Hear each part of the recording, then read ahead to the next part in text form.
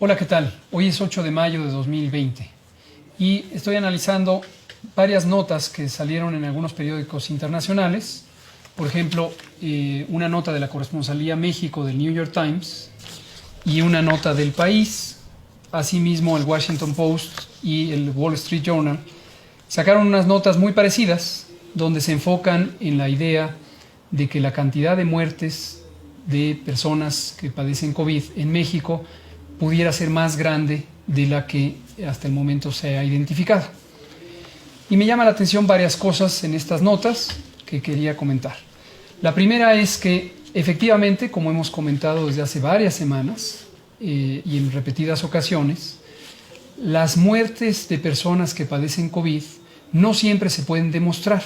¿Por qué razón? Porque las personas que padecen COVID llegan con frecuencia, particularmente ahora en la fase 3, en un estado de gravedad que no permite oportunamente hacer las pruebas de laboratorio. También hemos explicado que estas pruebas de laboratorio se podrían tomar las muestras correspondientes aún después de la muerte.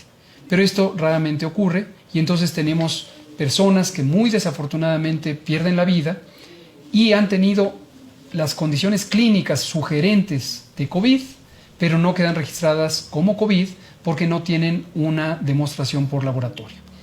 Precisamente como esto ocurre en México y en el mundo, es convencional que en la vigilancia epidemiológica se tenga un mecanismo de diagnóstico por dictaminación. Y la dictaminación consiste en que un comité técnico de especialistas de salud, médicas, médicos, analiza cuidadosamente el expediente clínico, los antecedentes epidemiológicos y puede formular una opinión respecto a la probabilidad de que la persona efectivamente haya muerto por COVID.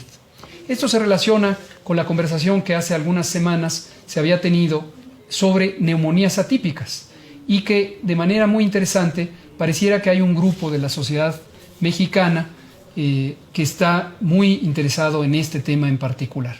En su momento lo aclaramos, neumonía atípica es una característica clínica que puede ser compatible con COVID o con influenza o con diversas infecciones respiratorias causadas por virus. En el contexto de esta epidemia, evidentemente la primera sospecha de una persona que fallece por neumonía debe ser COVID, pero no todas las personas que fallecen por esto son consideradas como acreditadas que padecieron COVID. Por eso se hace el mecanismo de dictamen.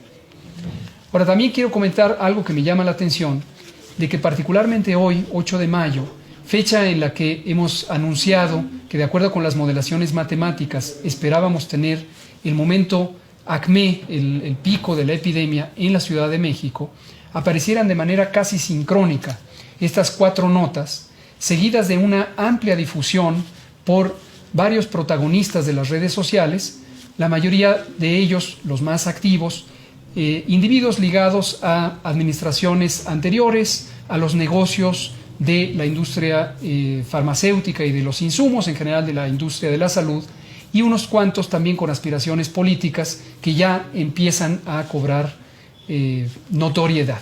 Entonces llama la atención, no estoy considerando que esto necesariamente sea así, pero sí llama la atención la sincronía. Estas notas también, en particular la de New York Times, pareciera encontrar una discrepancia entre la información que produce el gobierno de la Ciudad de México y lo que tiene integrado a nivel nacional el gobierno federal. Esto evidentemente ilustra o muestra falta de rigor en la construcción de esta información periodística, porque con la jefa de gobierno de la Ciudad de México, la doctora Sheinbaum, y con todo su equipo, mantenemos una estrechísima colaboración. Además de que las autoridades sanitarias de los 32 estados del país son quienes generan la información. Entonces, toda la información que está en poder del gobierno federal proviene de los estados y todo lo que ellos registren en su momento es parte de la vigilancia epidemiológica nacional.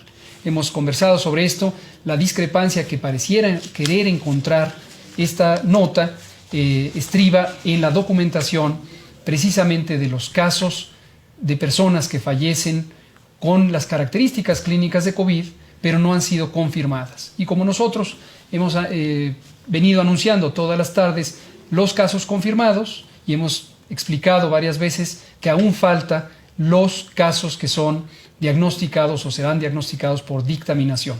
Nuestra estadística todavía está en espera de contemplar ese dictamen, porque es la mecánica rigurosa que sigue la vigilancia epidemiológica, pero conocemos de todos y cada uno de los casos fatales, muy lamentables todos ellos, que nos ha documentado en tiempo y forma y de manera correcta, usando los canales formales, el gobierno de la Ciudad de México. Gracias, doctora Sheinbaum, por su compromiso con la salud pública. Reitero, estamos en la fase 3, estamos posiblemente en el momento cumbre de la primera oleada de esta epidemia en la zona del Valle de México y necesitamos seguir muy organizados, muy disciplinados, apegados a la información creíble, científica, técnica, para mantenernos en casa y seguir logrando lo que hemos logrado ya en 75% de reducción de los contagios y espero una pronta inicio de la fase de declive, la fase de descenso de la curva epidémica que podría prolongarse todavía por varias semanas.